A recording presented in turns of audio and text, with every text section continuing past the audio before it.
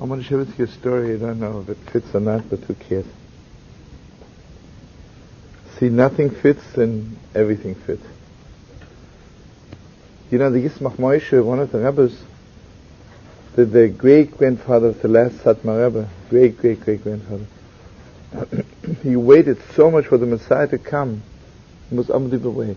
You know, he hired a person, special person was up every night, sitting by the window. For real. Sitting by the window every night and waiting for the Messiah to come. The moment he comes, to let him know. And whenever he woke up in the middle of the night, there was a tumult on the street, he would run to the window, open and say, "Has he come?" He said, "No." And before he passed away, he said, "God in heaven, if I would have known that he is not coming in my lifetime, I would not have been able to live."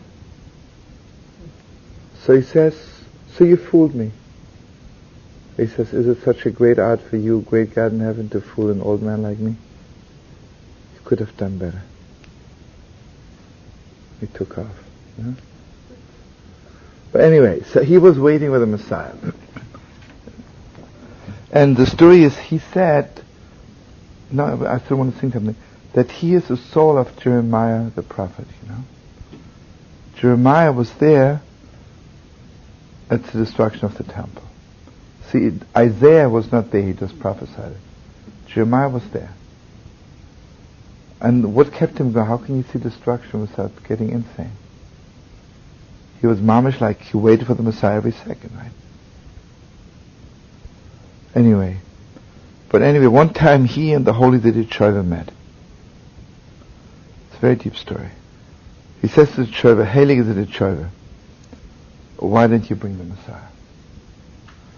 The Teitelbaum picked up a spoon, put it from this side to this side. And he says, "Heilige Yismach Moshe, believe me, for me to bring the Messiah is as easy as to pick up a spoon from here and put it to there." He said, "So why didn't you bring him?" He says, "Why?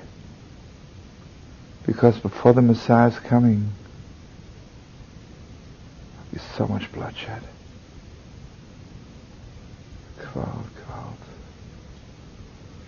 Kvalt, heavy bloodshed. We will walk in our blood to our nose." So he says to him, Yismach Moshe says, "I don't care, you know, let's walk in our blood, but let him come." So the shepherd looks at him and he says, "That's why you can bring him." It's a unbelievable story. Did I tell it to you already or not yet? No.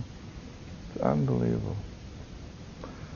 You know, while I was in Israel just now, I picked up a Gewalt Sefer. I have to show it to you. The Yidler who writes, he writes the story in the foreword. It's a book called Zechonos. He writes what happened in Mamash from the day the Germans took over Hungary till they came to the Holy Land. It was Mamash a day-to-day report, you know. And he writes this in the foreword, the story.